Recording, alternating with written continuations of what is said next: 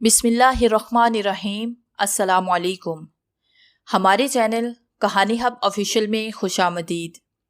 नाजरीन, मैं आज आपके लिए इंतहाई खौफनाक और दिलचस्प कहानी लेकर आई हूँ।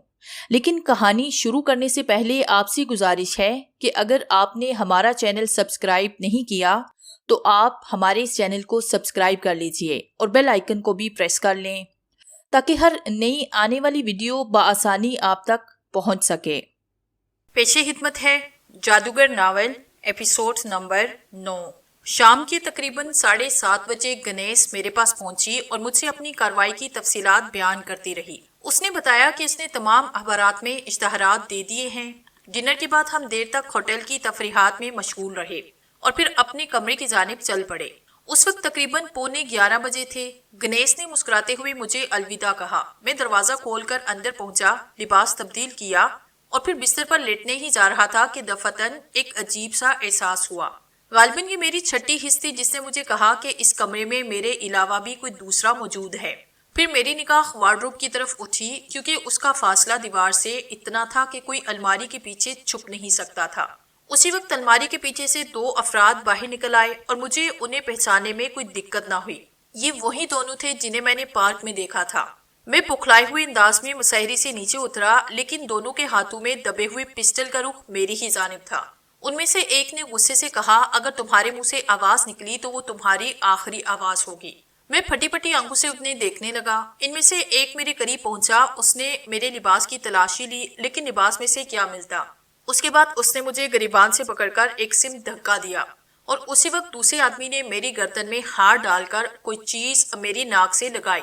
ये तो अंदाजा ना हो सका कि वो बदबूदार शय क्या है, लेकिन एक लम्हे में मेरे होशो खास रुखसत हो गई और उसके बाद तारीकी के अलावा कुछ नहीं था।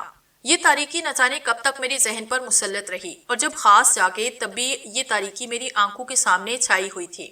मैं अपने आप को महसूस करने लगा और सोचने लगा कि मैं कहाँ हूँ। बदन के नीचे बेशक बिस्तर था, लेकिन गुजरे हुए वाकयात भी जहन के पर्दों से टकरा रहे थे। मैंने खौफजदा अंदाज में मुसहरी टटोली और चंद ही लम्हों में मुझे अंदाजा हुआ कि कम से कम ये मेरे होटल के कमरे की मुसहरी नहीं। मैं बुखलाकर उठ बैठा। पाँव नीचे रखे तो किसी नर्मो दबीस कालीन का एहसास हुआ, जबकि होटल के कमरे में कालीन बेशक था, लेकिन इतना नरम और शानदार नहीं। गोया ये कोई और जगह है और वो लोग और वो बदबू जिसने मेरे खास सलाह दिए थे किसी नशावर शय की थी। लेकिन वो लोग कौन थे? मेरे बदन ने पसीना छोड़ा। दिल ही दिल में मैंने एक बार फिर जिनजादे को पुकारा, लेकिन उसकी आवाज मादूम थी। मुझे एकदम खुद पर गुस्सा आने लगा। न जाने क्यों मैं उसे बार बार पुकारता हूँ। उस बदबख्त ने मेरी खुद एतमादी छीन ली थी। मैंने अपने तौर पर एक आखिरी फैसला किया कि अब जो कुछ भी करूंगा अपनी जात के सहारे करूंगा। पता नहीं वो कौन लोग थे, उन्होंने मुझे क्यों अगवा किया। तारीकी इस कदर फैली हुई थी कि हाथ को हाथ सुझाई नहीं देता था। हो सकता है ये रात ही का वक्त हो। मैं अपनी जगह से उठा और फर्श पर चलता हुआ आगे बढ़ने लगा। नाक की सीध में चलता हुआ आखिरकार एक दीवार के पास पहुंचा और फिर दीवार को पकड़कर आगे बढ़ने लगा। इलेक्ट्रिक स्विच जितनी बुलंदी पर लगाए जाते हैं उतनी बुलंदी पर हाथ से टटोलता हुआ दीवार के सहारे आगे बढ़ता रहा। फिर किसी चीज से टकराया और उसके गिरने की आवाज बुलंद हुई। गालिबन वो कोई धात की कोई चीज थी। अभी मैं सोच ही रहा था कि दफतन ही चिटकी आवाज हुई और रोशनी फैल गई। अंधेरे से अचानक रोशनी में आते ही मेरी आंखें खुद ब खुद बंद हो गई, लेकिन अब किसी की सांसों की आवाज सुनाई दे रही थी। मैंने खुद को संभाल कर उस तरफ देखा, फिर एक दराज कद आदमी खड़े हुए पाया। उसका सर गंजा था, हाथ में पिस्टल दबा था। सामने ही एक दरवाजा खुला था। यकीनन वो उसी दरवाजे से अंदर आया था। जो चीज नीचे गिरी थी वो एक प्याला नुमा गुलदान था जो एक खूबसूरत से स्टैंड पर रखा हुआ था। वो शख्स मुझे घूर रहा था। मैंने कहा, कौन सी जगह है ये और कौन हो तुम? उसने मेरे सवाल का जवाब देने की बजाय कलाई पर बंधी हुई घड़ी की तरफ देखा और बोला, तुम वक्त से पहले होश में आ गए। बेहतर यही है कि फिर से बेहोश हो जाओ। तुम्हें कम से कम दिन के 10 बजे होश में आना है। फजूल बकवास बंद करो। मैंने गुस्से से उसकी तरफ बढ़ते हुए कहा तो उसने पिस्टल वाला हाथ मेरी तरफ किया और बोला, मुझे इजाजत है कि मैं तुम्हारे पैरों को जख्मी कर दूं। अरे वाह, बिला वजह जख्मी कर दो? मैंने क्या बिगाड़ा है तुम्हारा? ये 10 बजे तुम्हें पता चलेगा, इससे पहले तुम्हें सिर्फ बेहोश रहना है। नहीं प्यारे भाई, मैं 10 बजे तक का इंतजार करूंगा। मुझे बेहोश करने की जरूरत नहीं। ये काम की बात हुई ना? उसके होंठों पर भयानक मुस्कुराहट फैल गई। काफी खतरनाक आदमी मालूम होता था। कदो कामत में भी बहुत ज्यादा था। اگر میں اس سے بڑھنے کی کوشش کرتا تو مجھے ہی نقصان پہنچتا، چنانچہ میں نے صبر کیا اور واپس مسحری پر جا کر بیٹھ گیا۔ وہ چند لمحے مجھے گھورتا رہا، پھر اس نے گلدان اٹھا کر اپنی جگہ پہ رکھا، پھول اس میں جمائے اور دروازے کی جانب بڑھ گیا۔ دروازہ باہر سے بند ہونے کی آواز صاف سنائی دی، لیکن اس نے لائٹ بند نہ کی۔ میں مسحری پر پاؤں لٹکا کر بیٹھ گیا۔ پھر میں نے کمرے کا جائزہ لیا۔ یہ ایک وسیع کمرہ تھا جس میں قالین کی مناسبت سے بہترین چیزیں سجی ہوئی تھی، خوابگاہ معلوم ہوتی تھی۔ مسحری بھی بہت قیمتی تھی جس پر میں لیٹے رہا تھا، لیکن یہ کون سی جگہ ہے اور مجھے کیوں اغوا کیا گیا؟ جس شخص کو دیکھا تھا وہ تو شکل ہی سے گنڈا نظر آتا تھا، کمبخت بے پناہ تن و توش کا مالک تھا۔ بہرحال میں اسے یہاں کشتی نہیں کر سکتا تھا۔ پھر وقت گزرتا چلا گیا۔ صبح کی روشنی آہستہ آہستہ پھوٹنے لگی، جس کا احساس دروازوں اور کھڑکیوں سے ہو رہا تھا۔ پھر پورا اجالا پھیلا، جن زادے کا نام میں اب بھول کر بھی اپنے ذہن میں نہیں لینا چاہتا تھا۔ سب سے زیادہ غصہ مجھے اسی پر آ رہا تھا، اسی کی وجہ سے میں ہمیشہ مشکلوں کا شکار ہو جاتا تھا۔ پھر اس وقت گھڑی میں 7 بجے تھے جب 2 افراد اندر آئے۔ ان میں سے ایک وہی تھا جس سے میری ملاقات ہو چکی تھی، دوسرا باورچی قسم کا آدمی تھا۔ وہ ٹرالی دھکیلتا ہوا آیا، اس ٹرالی پر ناشتے کا سامان رکھا تھا۔ اس نے مجھ سے ناشتہ کرنے کے لیے کہا اور میرے جواب کا انتظار کیے بغیر باہر نکل گیا۔ میں نے ایک نظر ناشتے پہ ڈالی، پھر باتھ روم میں منہ دھویا، دانت صاف کیے اور باہر نکل کر ناشتے میں جت گیا۔ اب جو ہوگا دیکھا جائے گا۔ خدا خدا کر کے دن کے 10 بجے میں نے یہ محسوس کیا کہ یہ لوگ زبان کے پابند ہیں۔ 10 بجے 2 آدمی اندر آئے تھے۔ اس بار بھی وہ گنجا ہی ساتھ آیا۔ اس کے ساتھ دوسرا آدمی تھا، وہ بھی جسامت میں گنجے سے کم نہیں تھا، لیکن وہ شخص قدرے مہذب نظر آتا تھا۔ اس کے بال سفید تھے، چہرہ انتہائی جاندار تھا۔ اسی نے مجھے ساتھ آنے کا اشارہ کیا اور دروازے کی طرف مڑ گیا۔ میں نے کچھ لمحے سوچا، پھر ان دونوں کے پیچھے نکل آیا۔ دروازے کے دوسری طرف ایک پتلی سی راہداری تھی، ان میں سے ایک شخص میرے پیچھے اور دوسرا آگے ہوا، گویا وہ لوگ مجھ پر نگاہ رکھ رہے تھے۔ اس طرح ہم ایک اور کمرے میں داخل ہوئے جہاں ایک تیسری شخصیت ایک کالے رنگ کی میز کے پیچھے بیٹھی ہوئی تھی۔ اس کے قد و قامت کا تو اندازہ نہیں ہو سکا، لیکن اس کے چہرے، شانوں اور پروقار چہرے سے یہ احساس ہوتا تھا کہ وہ ان میں نمایاں شخصیت کا حامل ہے۔ اس نے تیکھی نگاہوں سے مجھے دیکھا اور پھر اس کے ہونٹوں پر پراسرار مسکراہٹ پھیل گئی۔ تشریف رکھیے جناب، لیکن آپ کو پہلے ہی بتا دیا گیا تھا کہ ہم لوگ ہر معاہدے کی پابندی چاہتے ہیں۔ بے شک آپ کا سابقہ ریکارڈ بہت خطرناک ہے، لیکن آپ کو یہ بھی بتا دیا گیا تھا کہ آپ کا واسطہ کن لوگوں سے ہے۔ سبحان اللہ، کیا سمجھ رہے ہیں آپ لوگ مجھے؟ اس نے کہا۔ کیا خیال ہے تمہارا، تم کیا سمجھ رہے ہو؟ اس نے کہا۔ میں آپ سے یہ معلوم کرنا چاہتا ہوں کہ میرے بارے میں آپ کو کوئی غلط فہمی تو نہیں ہوئی؟ وہ شخص چونک کر مجھے دیکھنے لگا، پھر اس نے کہا، ارے تم نے اردو کہاں سے سیکھی؟ یہ میری اپنی زبان ہے۔ جھوٹ بول رہے ہو مائی ڈیئر۔ کیا منوچر؟ یہ منوچر کون ہے؟ میں نے کہا۔ اس شخص کے چہرے پر تھوڑی سی تلخ کیفیت پیدا ہوئی۔ اس نے غصے سے کہا، نیا ڈرامہ کرنے کی کوشش مت کرو منوچر، دیکھیے آپ کو کوئی غلط فہمی ہوئی ہے۔ سنو منوچر، تم انتہائی غلط انسان نکلے۔ ہم نے تو یہ سنا تھا کہ تم معاوضہ لینے کے بعد انتہائی ایمانداری سے اپنا کام کرتے ہو۔ برے آدمیوں میں آپ کو ایک اچھا آدمی تسلیم کیا جاتا تھا، لیکن یہ سب کچھ غلط ثابت ہو رہا ہے۔ آپ جانتے ہیں کہ ہم جو کچھ کر رہے ہیں وہ ایران کے بہترین مفاد میں ہے۔ آپ کو ایران کا باشندہ ہونے کی حیثیت سے اس کام کے لیے تیار ہونا چاہیے تھا، لیکن آپ نے انتہائی بددیانتی کا ثبوت دیا اور اپنے معاوضے کے آدمی رقم وصول کرنے کے باوجود آپ نے راہ فرار اختیار کی۔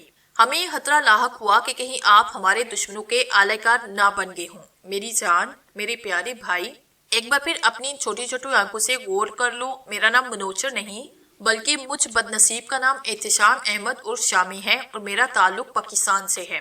ٹھیک ٹھیک ٹھیک، آپ تشریف رکھیے، ہم بھی آپ سے دوستانہ ماحول میں گفتگو کرنا چاہتے ہیں۔ ایک بات بتائیے، کیا میرا منوچر بننا ضروری ہے؟ میں نے کہا نا، فضول باتوں سے گریز کرو۔ خیر، اب تمہیں ایک بات اور بتا دوں، جب بھی تمہیں اصل منوچر ملے گا تم اس تشویش کا شکار ہو جاؤ گے کہ میں تمہارے راز سے واقف ہو چکا ہوں اور بلا وجہ میرے لیے مصیبت کھڑی کر دو گے۔ میں آخری بار کہہ رہا ہوں کہ میں منوچر نہیں، بعد میں میرا قصور نہیں ہوگا۔ کچھ کہنا ہی بیکار ہے مسٹر منوچر، چلے آپ کو یقین دلائے کہ آپ منوچر ہیں، پھر باقی باتیں بعد میں ہوگی۔ اس شخص کے لہجے میں گراہٹ سی پیدا ہو گئی۔ چیف، اگر مجھے اجازت دیں تو میں اسے یاد دلاؤں کہ یہ کون ہے؟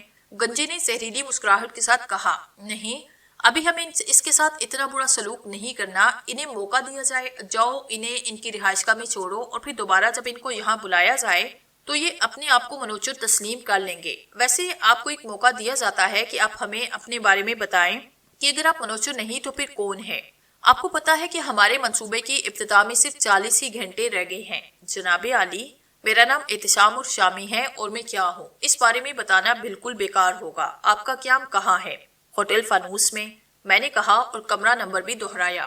ٹھیک ہے، میرا خیال ہے آپ کے بارے میں حاصل تصدیق کی جائے گی۔ ویسے ہم آپ کو زندہ رکھنے کے لیے مجبور نہیں، اپنا کام ہم دوسرے طریقے سے بھی لے سکتے ہیں۔ چلو لے جاؤ، اسے بند کر دو۔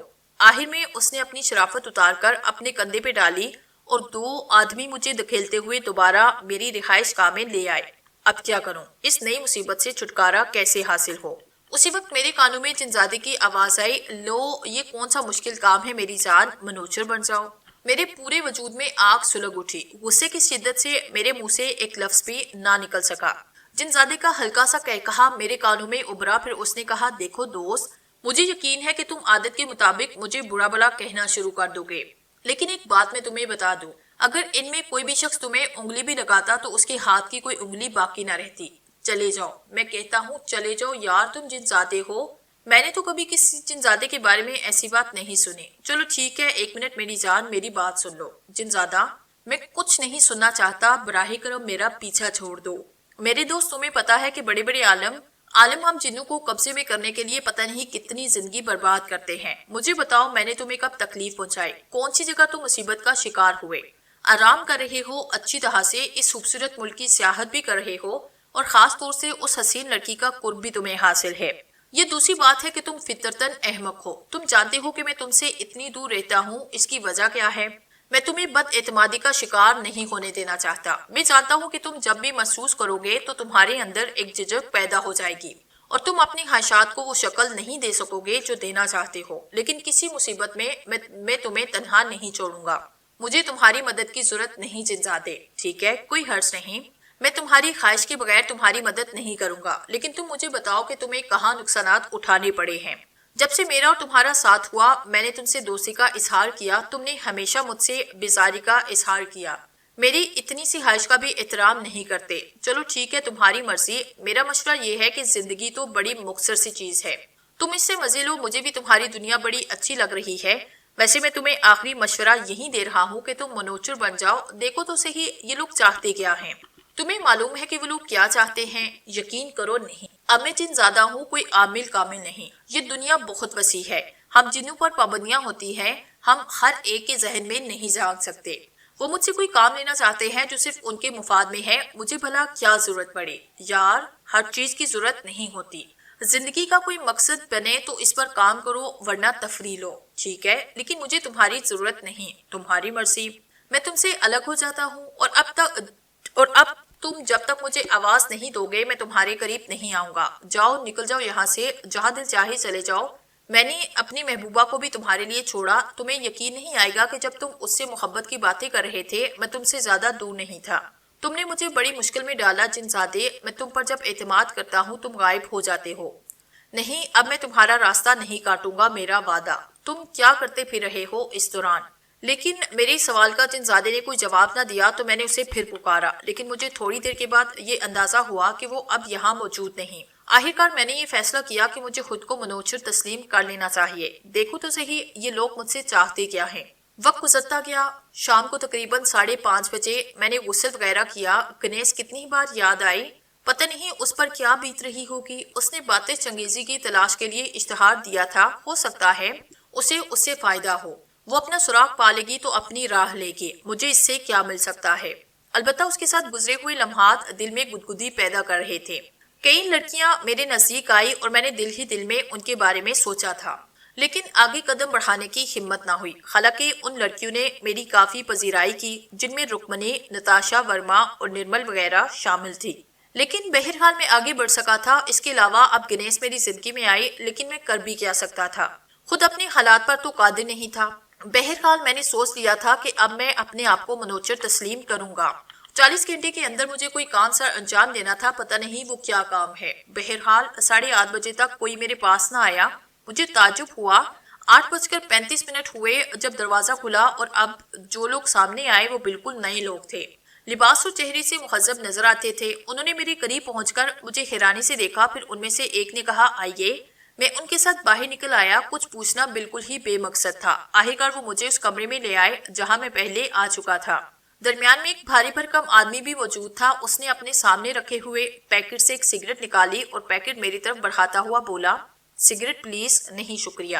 تو پھر آپ نے کیا فیصلہ کیا اپنے بارے میں؟ ٹھیک ہے، میں منوچر ہوں، میں نے کہا، لیکن آپ کا یہ انداز تو اس قسم کا اظہار کرتا ہے جیسے آپ اپنے آپ کو منوچر نہ سمجھتے ہوئے بھی اپنے آپ کو منوچر کہنا چاہتے ہوں۔ میں اس موضوع پر بات نہیں کروں گا۔ آپ کے بارے میں فنون سے معلومات حاصل کر لی، بس میں اب کچھ نہیں کہوں گا اس سلسلے میں۔ آپ کو علم ہے کہ آپ کو کیا کرنا ہے؟ میری یادداشت اچانک کچھ خراب ہو گئی۔ براہ کرم آپ لوگ مجھے دوبارہ بتا دیجئے۔ اگر ہم آپ کو اس کام کے بارے میں بتاتے ہیں تو کیا آپ ہمارے لیے وہ کام کرنے کے لیے تیار ہو جائیں گے؟ ہاں، میرا وعدہ ہے۔ آپ کو آدھا معاوضہ ادا کیا جا چکا ہے، باقی آدھے معاوضے کے بارے میں بھی آپ کیا کہتے ہیں؟ وہ بھی مجھے دے دے تو اچھا ہے، لیکن ابھی نہیں، جب آپ کا کام ہو جائے اس کے بعد۔ بس میں یہ چاہتا ہوں کہ مجھے اس کمرے میں قید نہ رکھا جائے، آزادی دی جائے، ٹھیک ہے؟ لیکن اب سچائی سے ہمارا کام کرنے پر رضامند ہو جائیں تب۔ اس کا اظہار میں کیسے کر سکتا ہوں؟ بتایا جاتا ہے آپ کو، اس نے کہا اور میز پر رکھی ہوئی گھنٹی کا بٹن دبایا۔ کہیں دور گھنٹی بجنے کی آواز ابھری۔ اس کے بعد وہ لوگ ایک تابوت لے کر آئے۔ میں نے حیرت سے اس تابوت کو دیکھا، پھر انہوں نے تابوت کا ڈھکن دیکھا اور میرے پورے بدن میں گرم لہریں دوڑ گئی۔ تابوت میں لیٹا ہوا شخص میرا ہم شکل تھا۔ یہ پہلا موقع تھا کہ میں خود بھی اپنے کسی ہم شکل کو دیکھ رہا تھا۔ میرے منہ سے آواز نہ نکل سکی۔ میں نے حیرانی سے کہا، کیا یہ مر چکا ہے؟ ہاں، افسوس، اسے ہلاک کر دیا گیا، اس شخص نے کہا اور گنجے نے تابوت میں لیٹے ہوئے شخص کے سینے سے کپڑا ہٹایا۔ اس کے سینے میں گولی کا نشان صاف دیکھا جا سکتا تھا۔ مگر یہ ہے کون؟ میں نے حیرت سے پوچھا۔ منوچر، بھاری بھرکم شخص نے کہا اور میرے سر میں کھجلی ہونے لگی۔ وہ شخص چند لمحات پر خیال انداز میں ایک دیوار کو تکتا رہا، پھر بولا، یہ حقیقت ہے مائی ڈیئر احتشام عرف شامی کہ یہ شخص منوچر ہے اور اسے گولی مار کر ہلاک کیا گیا۔ گویا اب میں منوچر نہیں۔ میں نے کہا، نہیں، لیکن آپ اس سے کتنے ملتے جلتے ہیں، آپ کا اندازہ آپ خود لگائیں۔ اسے قتل ہوئے 24 گھنٹے سے زیادہ ہو چکے۔ اس کے بدن کو قدیم مصری طریقے سے حنوط کیا گیا۔ جی، میں نے آہستہ سے کہا۔ تابوت کا ڈھکنا بند کیا۔ کچھ سمجھ میں نہیں آیا کہ یہ کیا گورکھ دندا ہے۔ بہرحال میں نے کہا، اگر منوچر مر چکا تو آپ لوگوں کو یقین آ گیا ہوگا کہ میں نے آپ سے سچ بولا تھا، لیکن آپ کی صورت حیرت انگیز طور سے منوچر سے ملتی جلتی ہے۔ اب اس میں میرا کیا قصور؟ ہم ایک بار پھر آپ کو تکلیف دینا چاہتے ہیں۔ آپ کے چہرے پر میک اپ تلاش کیا جائے گا۔ تلاش کریں، تلاش کریں، میں نے کہا۔ اس کے بعد وہ لوگ نہ جانے کیا کیا کرتے رہے۔ آخر میں میک اپ ایکسپرٹ نے کہا، نہیں جناب، یہ ٹھیک کہہ رہا ہے۔ آپ ایسا کریں، کھال اتار کر اور دیکھیں، ممکن ہے کھال کے نیچے سے کوئی اور چہرہ برآمد ہوئے۔ میں نے تنزیہ کہا، آپ کے ساتھ اب تک جو واقعات پیش آئے مسٹر شامی، ہم ان کے لیے معافی چاہتے ہیں، تاہم آپ نے خود دیکھا کہ ہماری غلط فہمی بجا تھی۔ بڑی دلچسپ بات ہے کہ جب میں نے اپنے آپ کو منوچر تسلیم کیا تب آپ یہ بتا رہے ہیں کہ یہ منوچر نہیں۔ ہاں، ہم اپنی غلطی کو تسلیم کر چکے ہیں، بھاری بھرکم شخص نے کہا۔ گڈ، تو پھر اب میرے لیے کیا حکم ہے؟ میں نے کہا اور بھاری بھرکم شخص اپنا داہنا گال کھچانے لگا، پھر بولا، منوچر ہمارے لیے ایک انتہائی اہم شخصیت تھی۔ ہم ایک ایسا کام کرنا چاہتے تھے جو ایران حکومت کے لیے انتہائی اہمیت کا حامل ہے۔ منوچر بھی ہماری حکومت کا آدمی نہیں تھا، بلکہ وہ ایک ایسا شخص تھا جو معاوضہ لے کر ہر قسم کے کام کرتا۔ البتہ وہ ایرانی نژاد تھا، اس لیے ہمارا کام کرنے کے لیے دل سے آمادہ ہوا اور اس نے ہمارا پیش کردہ معاوضہ بھی قبول کیا۔ مسٹر احتشام، آپ کی مالی حیثیت کیا ہے یہ ہم نہیں جانتے، لیکن اگر آپ ہماری تھوڑی سی مدد کریں تو ہم آپ کو انتہائی گراں قدر معاوضہ دیں گے اور جس کی آدھی رقم حسب روایت آپ کو اسی وقت ادا کی جا سکتی ہے۔ اس نے اپنی میز کی دراز میں ہاتھ ڈالا اور ایرانی کرنسی کی بہت سی گڈیاں نکال کر میرے سامنے رکھی۔ یہ اتنی رقم ہے کہ آپ اپنی زندگی کا ایک بڑا حصہ مالی آسودگی میں بسر کر سکتے ہیں۔ گڈ، میں نے گڈیوں پر ہاتھ رکھا، مجھے خوشی ہوئی، وہ سب خوش ہوئے۔ آپ کا بے حد شکریہ مسٹر شامی، ہر عقل مند آدمی یہی فیصلہ کرتا اور اب آپ ہمارے بہترین دوستوں میں سے ہیں، ہمارے ہی نہیں بلکہ حکومت ایران کے دوستوں میں۔ اس منظوری کے بعد آپ کی حیثیت تبدیل ہوگی اور اب آپ ایک معزز مہمان کی حیثیت رکھتے ہیں۔ بہرحال میں نے تمام گڈیاں اپنی جیبوں میں رکھی۔ بھاری بھرکم شخص نے کہا، اب آرام کرے، آپ سے دوسری ملاقات بڑی جلد ہوگی۔ عمارت وہی تھی لیکن کمرہ دوسرا تھا، جو پہلی کمرے سے کہیں زیادہ کشادہ اور خوبصورت تھا۔ میں نے نوٹ دیکھے، گہری سانس لے کر رہ گیا۔ بہت بڑی رقم تھی، پتہ نہیں آگے کیا ہونے والا ہے۔ بہرحال تقریباً 1 گھنٹے کے بعد وہ شخص اندر آیا اور مسکرا کر مجھ سے بولا، میرا نام عدیلی ہے، آپ مجھے عدیل کہہ سکتے ہیں، آپ سے کچھ معاملات کرنا چاہتا ہوں۔ جی بتائیے، آپ کا تعلق کہاں سے ہے؟ میں آپ کو بتا چکا ہوں۔ بہرحال آپ ایران کب تشریف لائے؟ چند دن پہلے۔ آمد کی وجہ آپ یقین نہیں کریں گے۔ ایسی بات نہیں، بتائیں۔ میں نے پوری تفصیل اسے یہاں تک آنے کی بتائی۔ وہ حیران نگاہوں سے مجھے دیکھتا رہا، پھر بولا، گویا آپ کا کوئی پیشہ، کوئی مصروفیت نہیں؟ جی نہیں، میں آپ سے کچھ کہہ نہیں سکتا، البتہ یقین کر لیتا ہوں آپ یہ سمجھے کہ اب ایران میں آپ ایک غیر معمولی مہمان کی حیثیت سے تسلیم کر لیے جائیں گے، اور کوئی آپ سے یہ سوال نہیں کرے گا کہ آپ غیر قانونی طور پر یہاں آئے۔ دوسری بات یہ کہ آپ کا اگر مالی مفاد یہاں سے وابستہ ہے اور ایرانی حکومت کو کوئی نقصان نہیں پہنچتا، تب بھی ہم آپ سے بھرپور تعاون کریں گے۔ میں پوری نیک نیتی سے آپ سے یہ الفاظ کہہ رہا ہوں، آپ وہ سب کچھ نہ کریں اور یہاں سے چلے جائیں، لیکن ہم آپ کی ہر طرح مدد کریں گے، ٹھیک ہے؟ میں نے آپ کو جو کچھ بتایا وہ بالکل درست ہے۔ چلیے بات ختم ہوئی، اب میں آپ کو آپ کے کام کی تفصیل بتاؤں، لیکن یہ ایرانی حکومت کا گہرا راز ہے۔ آپ کا کام صرف اتنا ہوگا مسٹر شامی کہ آپ کو حکومت ایران کے خلاء ایک اہم راز حاصل کرنا ہے۔ اس کی تفصیل یوں ہے کہ ایک خاتون ہے جن کا نام حریمہ اضلاع ہے۔ حریمہ اضلاع بے شک ایرانی شہریت رکھتی ہے، لیکن یہ بات حکومت کے ریکارڈ میں آ چکی ہے کہ وہ کچھ غیر ملکی قوتوں کے لیے کام کر رہی ہے۔ حکومت ایران کا ایک راز وزارت داخلہ سے چوری ہوا جس میں حریمہ اضلاع کا ہاتھ بتایا جاتا ہے، اور اب یہ بات پایہ تکمیل تک پہنچی کہ خاتون حریمہ اضلاع ایک شخص کی منتظر ہے جسے اس راز کو ٹھکانے لگانے کا کام انجام دینا ہے، اور اس شخص کا نام یوسف آرس ہے۔ یوسف آرس جو نسلاً ایرانی ہے لیکن 9 عمری کے زمانے میں ملک سے باہر چلا گیا، اب یہی شخص اس راز کو دشمن ملک کے خاتون فروخت کا ذریعہ بنے گا۔ خاتون حریمہ اضلاع اس کا انتظار کر رہی ہیں۔ ہم ان پر بظاہر تو ہاتھ نہیں ڈال سکے کیونکہ خود ان کی شخصیت بھی مستحکم ہے اور ہمارے پاس کوئی ثبوت نہیں، لیکن یوسف آرس کو ہم نے یوگو سلاتیہ سے گرفتار کیا اور اب وہ ہمارا قیدی ہے۔ دلچسپ بات یہ ہے کہ یوسف آرس منوہر کا ہم شکل تھا اور آپ ان دونوں کے ہم شکل، گویا جو ہم کام منوچر سے لینا چاہتے تھے آپ کو وہ کام کرنا ہوگا۔ آپ کو اس سلسلے میں تھوڑی سی ریہرسل کرا دی جائے گی، اس کے بعد آپ کو ایک شاندار پارٹی میں شریک ہونا پڑے گا جس میں آپ کی ملاقات خاتون حریمہ اضلاع سے ہوگی۔ تمام تفصیلات آپ کو بتا دی جائیں گی، اور اب آپ سے درخواست کی جاتی ہے کہ آپ جلد از جلد اپنے آپ کو اس کام کے لیے تیار کریں۔ میں تیار ہوں، شکریہ۔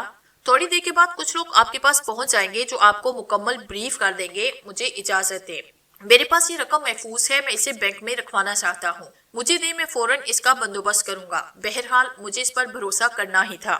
میں ان دلچسپ واقعات پر غور کرتا رہا۔ مزید کچھ دیر کے بعد ایک دراز قامت عورت جس کی عمر 40 سے اوپر تھی لیکن جو اپنے بدن کی بناوٹ اور حسین نقوش کی وجہ سے اس عمر میں بھی دلکش لگتی تھی، میرے پاس آئی اور مؤدب لہجے میں بولی، آئیے میں آپ کو بریفنگ روم میں لے چلوں۔ میں عورت کے ساتھ چل پڑا، عمارت کے اوپری حصے میں پہنچا جہاں ایک بہت بڑا ہال بنا تھا۔